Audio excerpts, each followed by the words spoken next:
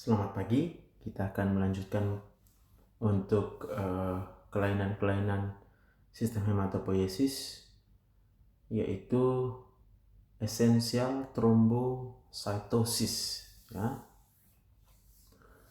Termasuk nama lainnya adalah essential thrombocythemia, kemudian idiopathic thrombocytosis, primary thrombocytosis, dan hemorrhagic thrombocythemia. Ini merupakan kelainan hematopoietic stem cell yang klonal, ya, yaitu disebabkan oleh mutasi pada JAK2, V617F, MPL, dan CALR, yang kemudian akibatnya adalah produksi yang berlebihan dari trombosit tanpa adanya penyebab lain yang bisa dibuktikan. Jadi ET insidensinya 1-2 pada 100.000 orang dan paling banyak pada wanita, berhubungan dengan JAK2, V617F, CALR, dan MPL mutasi, ya. Dan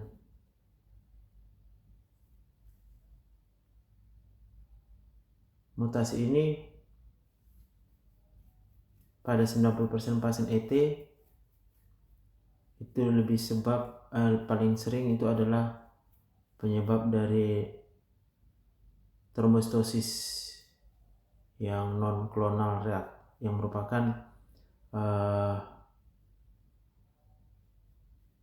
reaktif trombositosis, ya. Jadi kalau dia bukan karena kelainan genetik, maka trombositosis ini bisa juga disebabkan oleh kondisi reaktif, ya. Jadi tanpa adanya mutasi, tapi bisa juga dia bersifat herediter, ya.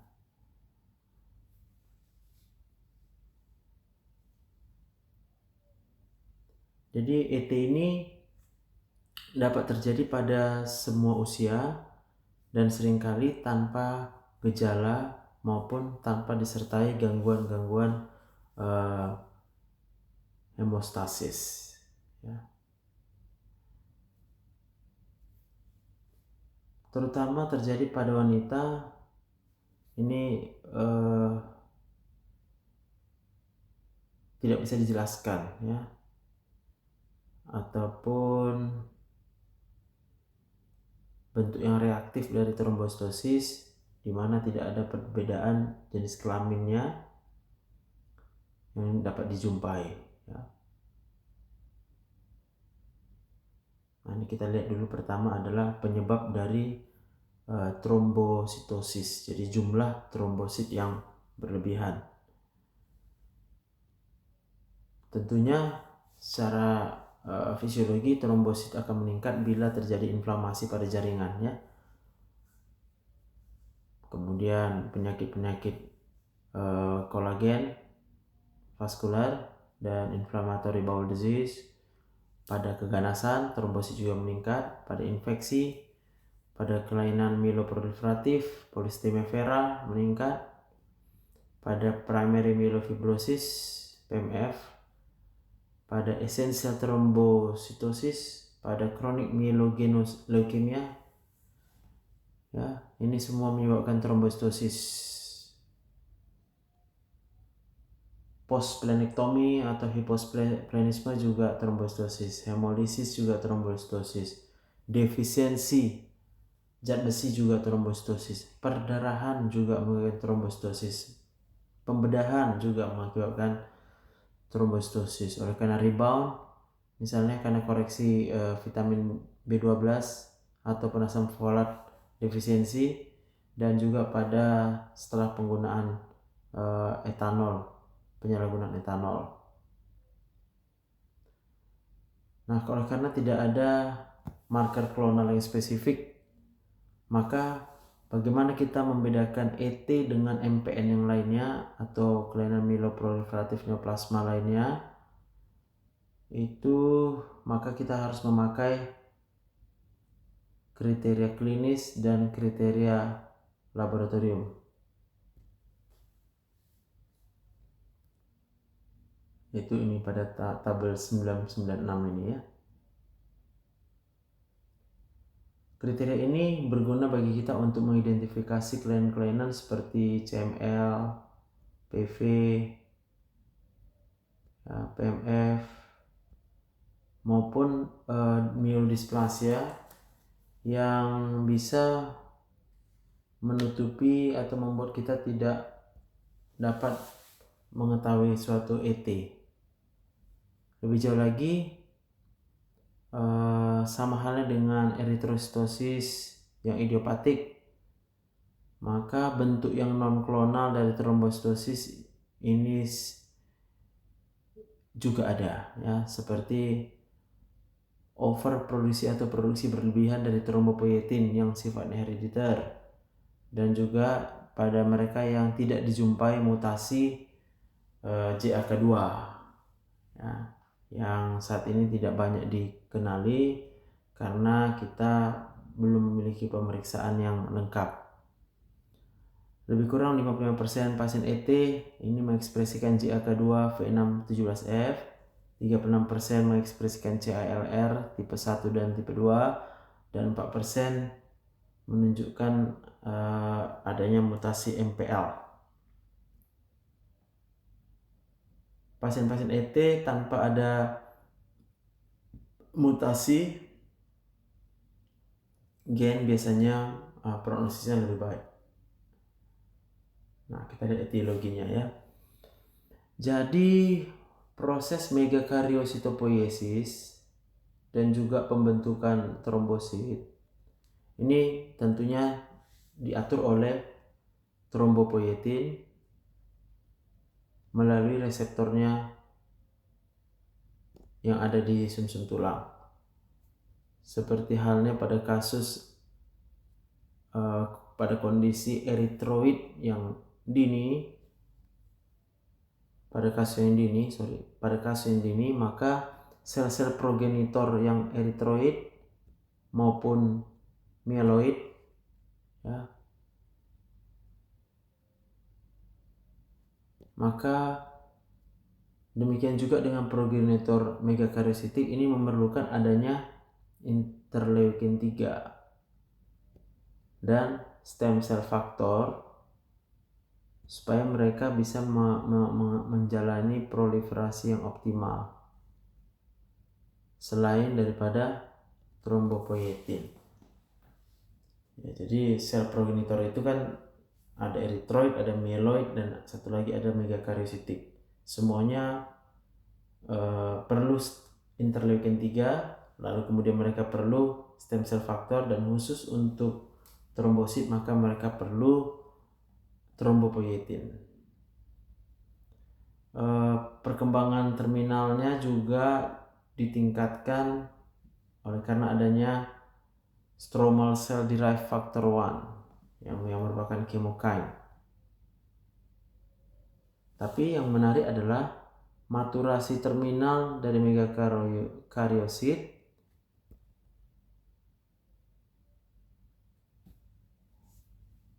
dan untuk produksi trombosit tidak memerlukan trombopoietin ya.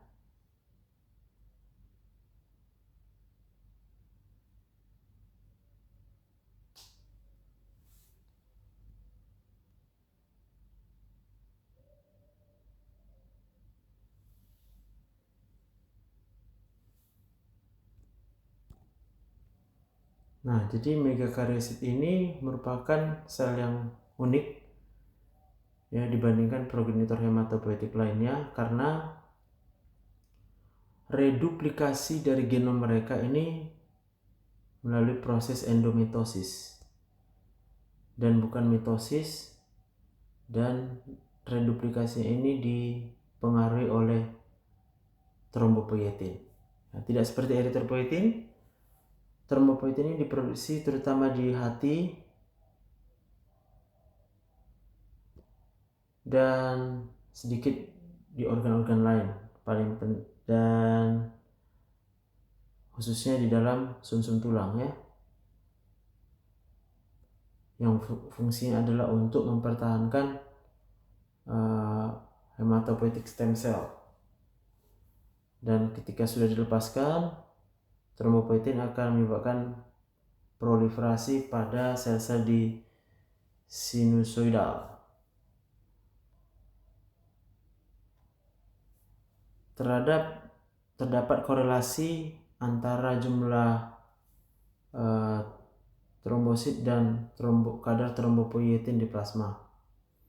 Tetapi tidak seperti eritropoietin, trombopoietin hanya dibentuk ya berdasarkan kondisi tertentu, di mana kadar plasma trombopoietin ini dipengaruhi dipengaruhi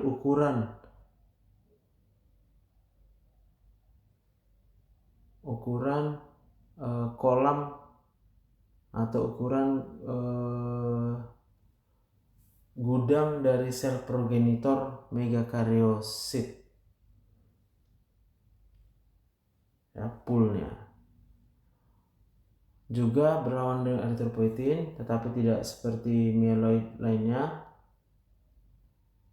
Tidak seperti eritropoietin, tetapi seperti bagian mieloid lainnya, granulosit dan granulosit macrophage colony stimulating factors, trombopoietin tidak hanya meningkatkan proliferasi dari sel targetnya, ya, tetapi juga meningkatkan reaktivitasnya.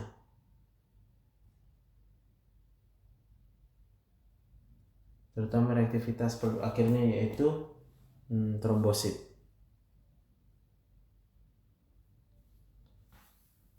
Secara klon, maka ET kita tegakkan berdasarkan analisis dari ekspresi glukosa 6-fosfat dehidrogenase isoenzim ya pada pasien yang hemizygous terhadap gen tersebut. Meskipun trombositosis adalah manifestasi utama, tidak seperti MPN lain, hanya satu sistem hematopoietic stem cell yang terlibat pada ET. Tetapi sudah dijumpai banyak varian-varian lain dari ET ya, seperti autosomal dominant trait yang merupakan autosomal dominant trait. Nah, kita lanjutkan dengan gambaran klinis. Secara klinis ET ini paling sering diidentifikasi ya secara kebetulan ya. Most often identified incidentally waktu kita menghitung jumlah trombosit pada saat pemeriksaan medikal rutin.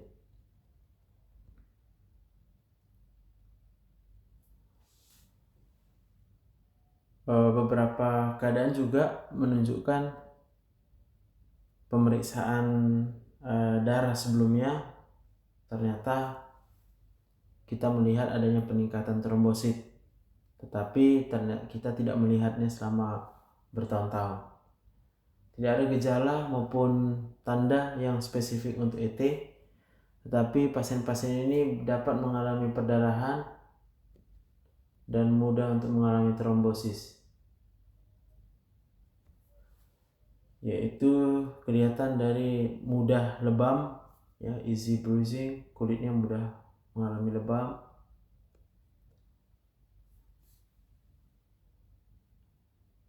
dan juga bisa mengalami erythromelalgia dan ocular migraine atau juga dengan TIA.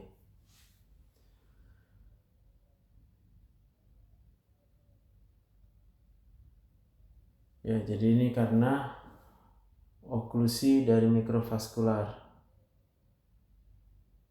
Sedangkan pada kelainan perdarahan ya, itu gambarannya adalah gampang lebam. Jadi kalau dia berdarah dia gampang lebam, kalau dia menyumbat gejalanya adalah erythromelalgia, ocular migraine ataupun TIA. Pemeriksaan fisik biasanya tidak menunjukkan hal yang spesifik, kecuali kita bisa menjumpai splenomegaly yang ringan. Sedangkan splenomegaly yang signifikan ini lebih mengindikasikan terhadap MPN lainnya, khususnya PV, PMF ataupun CML. Ya, jadi pada polycythemia vera, PMF dan chronic myeloid leukemia. Anemia itu jarang, tetapi sering kita jumpai leukositosis yang mild neutrophilic.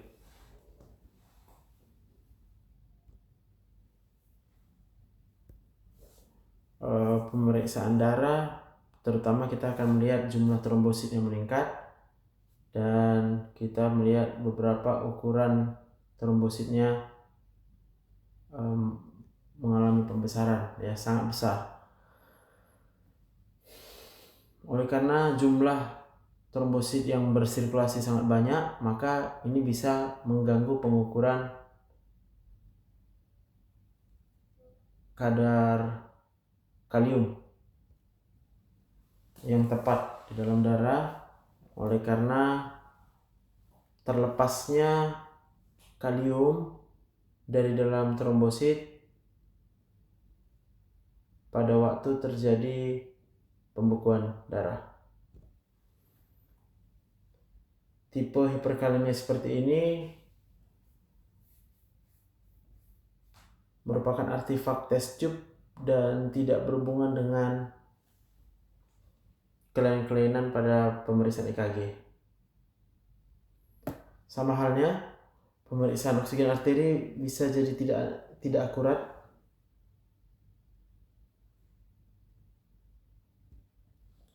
kecuali darah yang mengalami trombositemik tadi dikumpulkan dan diberikan dan dinginkan. Protrombin dan partial thromboplastin itu biasanya normal. Sementara pada pemeriksaan fungsi trombosit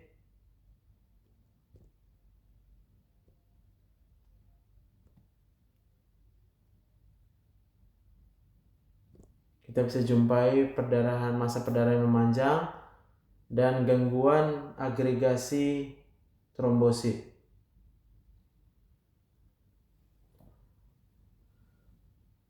Tetapi belum ada juga studi yang menunjukkan ciri khas dari kelainan fungsi ET, dan tidak ada pemeriksaan fungsi trombosit yang bisa memprediksi kemungkinan terjadinya perdarahan maupun trombosis yang signifikan.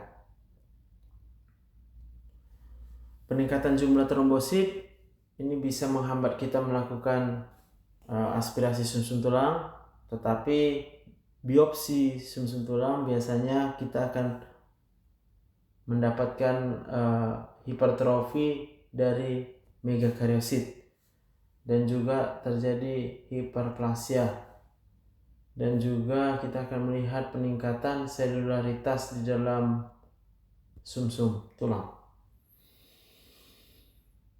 Bila retikulin di dalam sumsum tulang itu meningkat, maka diagnosis lain harus kita pertimbangkan. Bila kita tidak menjumpai zat besi, oleh karena defisiensi zat besi saja karena bila kita tidak menjumpai zat besi, maka kita bisa mengetahui bahwa defisiensi besi itu menyebabkan trombositosis, dan ketidakadaan zat besi di dalam sumsum tulang pada keadaan hiperselularitas di sumsum tulang ini adalah gambaran dari PV. Ya, jadi kalau ada trombositosis plus kekurangan zat besi di dalam sumsum tulang dan adanya hiperselularitas dalam sumsum tulang, itu lebih cenderung diagnosa ke arah PV. Ketidaknormalan sitogenetik atau kelainan sitogenetik yang non-random terjadi pada ET, tetapi jarang dan tidak ada kelainan yang spesifik ataupun konsisten. Sekalipun melibatkan kromosom 3 dan 1, yaitu gen untuk trombopoietin dan reseptornya MPL itu berlokasi.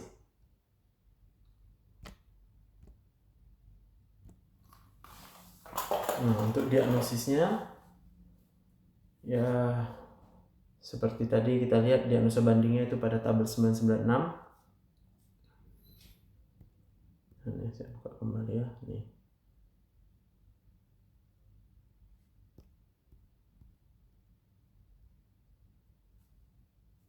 Maka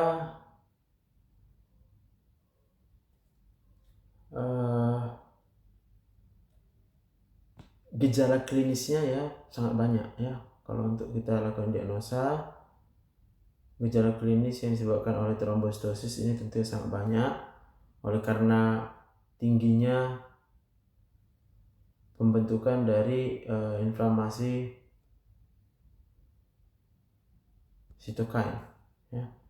Maka jumlah trombosit saja itu tidak bisa membantu kita untuk diagnostik ya. Jadi kita harus memeriksa JAK2 V617F mutation ya. Ini adalah pemeriksaannya.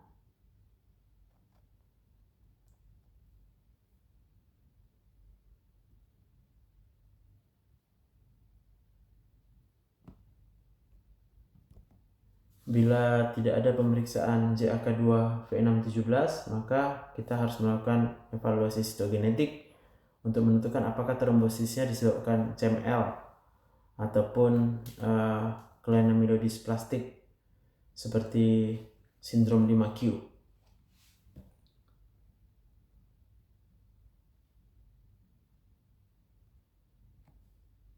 Anemia dan sideroblast cincin bukan merupakan gambaran ET ya, tetapi merupakan gambaran dari anemia sideroblastik refraktor, dan pada beberapa pasien trombositosis dapat ditemukan ya oleh karena adanya ekspresi JAK2 V617F, CALR dan MPL mutation. Splenomegaly yang signifikan ini menunjukkan adanya MPN yang lainnya. Dan dalam setting ini kita harus melakukan pemeriksaan jumlah massa sel darah merah karena splenomegaly dapat menutupi adanya eritrositosis ya.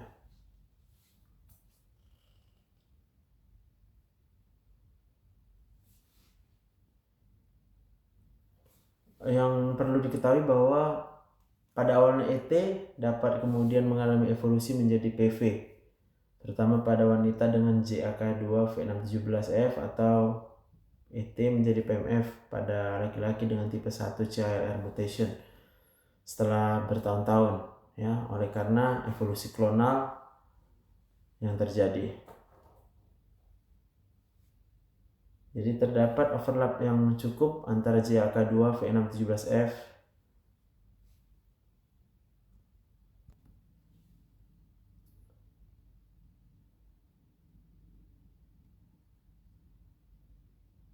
Nah, oleh karena adanya overlap timpang tindih ya pada JAK2 V617 antara ET dan PV ya, maka ini pemeriksaan tidak bisa membedakan keduanya, maka kita harus menentukan jumlah massa sel darah merah dan volume plasma untuk membedakan PV dengan ET. Dan juga dikatakan 64% pada pasien-pasien ET dengan JAK2 V617 yang positif itu ternyata mereka juga adalah penderita PV bila kita sudah melakukan penghitungan jumlah massa sel darah merah dan volume plasma. Tetapi perlu diingat bahwa ET dan PV bukan merupakan keberlanjutan biologis dan saat ini belum ada bukti ke arah tersebut. Untuk komplikasi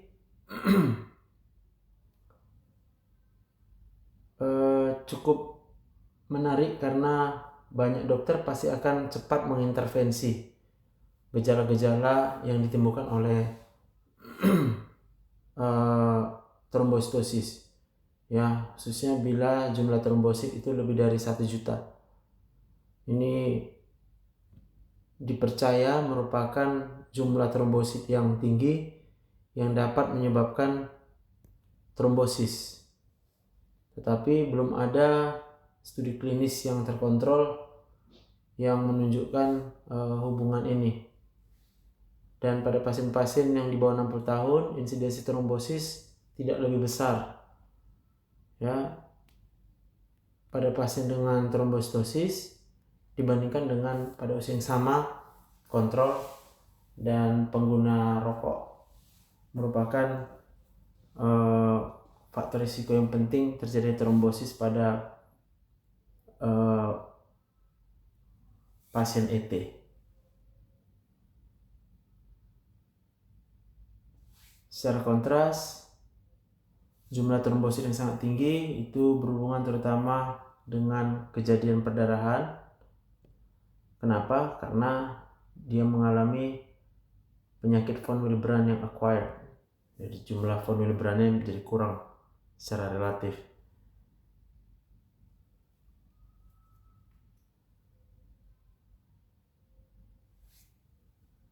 Jadi intinya adalah kita harus berfokus kepada pasien dan bukan kepada jumlah trombositnya, karena jumlah trombosit ini dia kemudian akan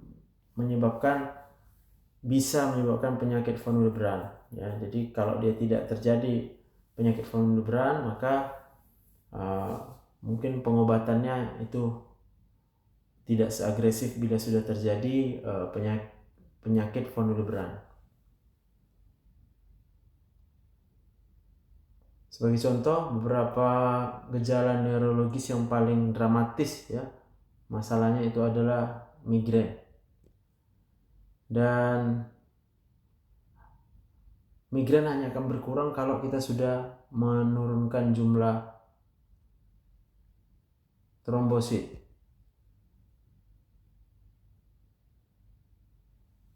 Sementara gejala lain seperti eritromelalgia ini memberikan respon cukup hanya pada pemberian platelet siklooksinase 1 inhibitor, seperti contohnya aspirin maupun ibuprofen, tanpa kita menurunkan jumlah trombosit, ya. Jadi berbeda, ya.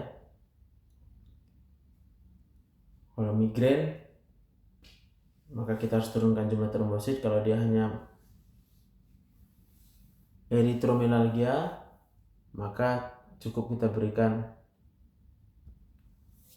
inhibitor siklooksinase 1.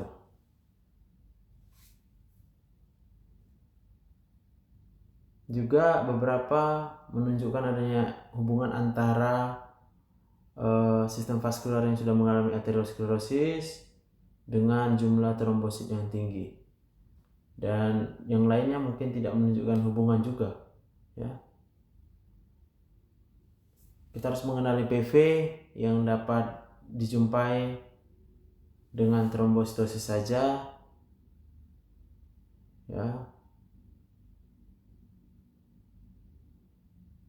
Maka ini merupakan pemeriksaan yang harus kita pastikan, ya. Jadi trombositosis saja itu bisa merupakan PV. Eritrositosis ditambah dengan trombositosis itu juga bisa PV. Ya, jadi hampir tumpang tindih dia antara PV dan ET. Nah, bagaimana mengobatinya? Penata laksanaannya yaitu masa hidup tidak berbeda dari populasi general, sekalipun terjadi mutasi pada drivernya, ya, mutasi pada genetiknya. Peningkatan trombosit pada pasien yang asimptomatik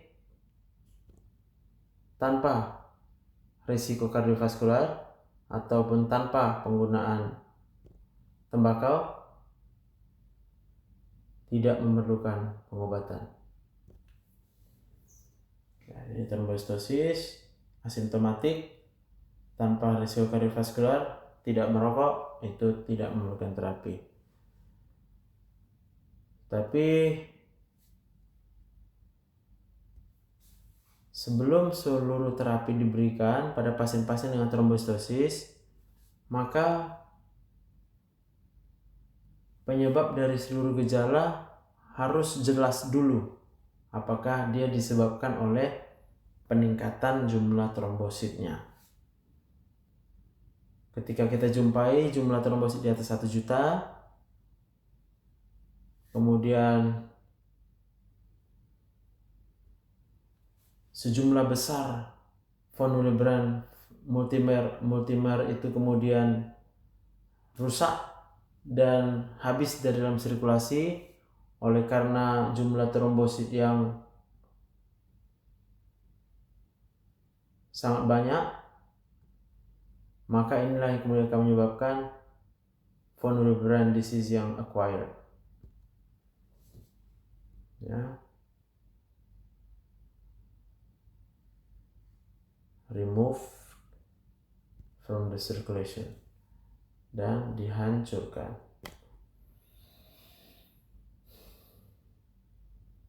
Ini bisa diidentifikasi yaitu dijumpai penurunan aktivitas kofaktor ristocetin.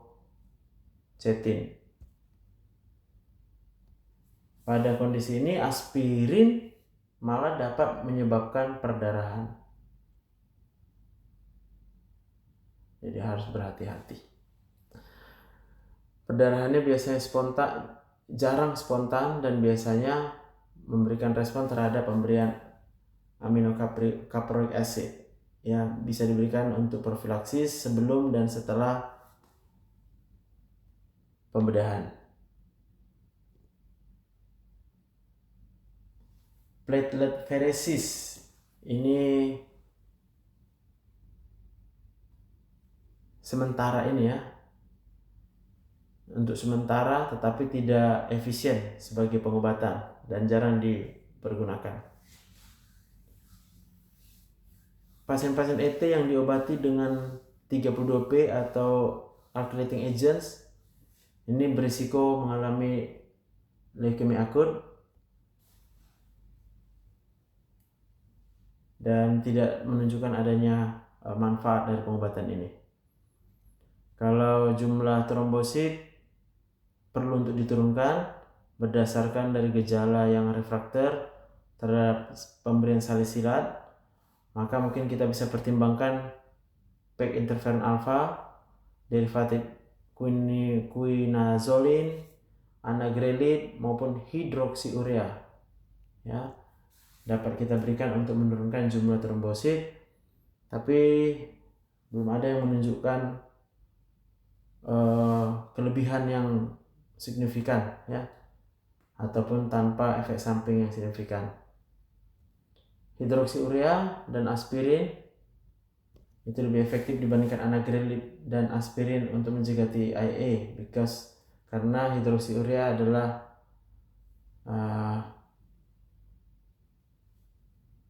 donor NO ya, jadi nitric oxide-nya tinggi dari hidroksiurea untuk mencegah TIA ya. Jadi lebih baik kita berikan hidroksiurea dan aspirin untuk kalau mau mencegah stroke. Perdarahan gastrointestinal juga lebih tinggi ketika kita kombinasi aspirin dengan anagrelin. Menormalkan jumlah trombosit itu tidak mencegah terjadinya trombosis vena maupun arterial. Baik interferon dapat menyebabkan remisi komplit secara molekular pada beberapa pasien ET, tetapi peran dari ruxolitinib pada ET belum jelas ya. Ruxolitinib itu adalah inhibitor JAK2. Maka diperlukan pengalaman klinis yang lebih lagi ya. Karena pada kenyataannya ET sebenarnya lebih jinak dibandingkan yang dulu dipikirkan ya. Jadi dulu dianggap ET itu cukup ganas, tapi saatnya ET tidak dianggap sesuatu yang maligna.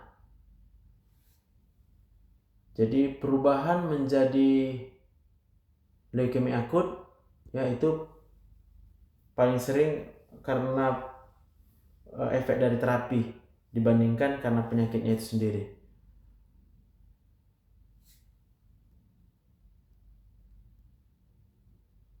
Untuk memanage pasien-pasien dengan trombositosis, maka ingat prinsipnya adalah jangan membahayakan kepada pasien.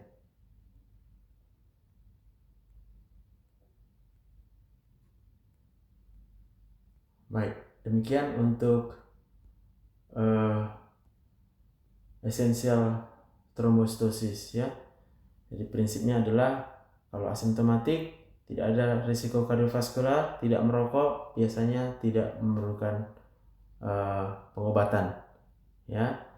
Kemudian hati-hati untuk menggunakan obat-obatnya, dan hati-hati untuk penggunaan aspirin juga bila kita sudah mencurigai terjadinya penyakit von Willebrand ya. Jadi pilihannya kalau sudah terjadi penyakit von Willebrand adalah kita bisa berikan obat-obat untuk menurunkan jumlah trombositnya ya, dan dikatakan hidroksiurea yang paling aman ya, dapat menurunkan jumlah trombosit, masuk dalam obat-obat yang termasuk aman gitu ya.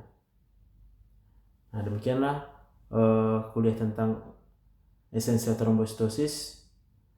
Selamat belajar dan Tuhan Yesus memberkati.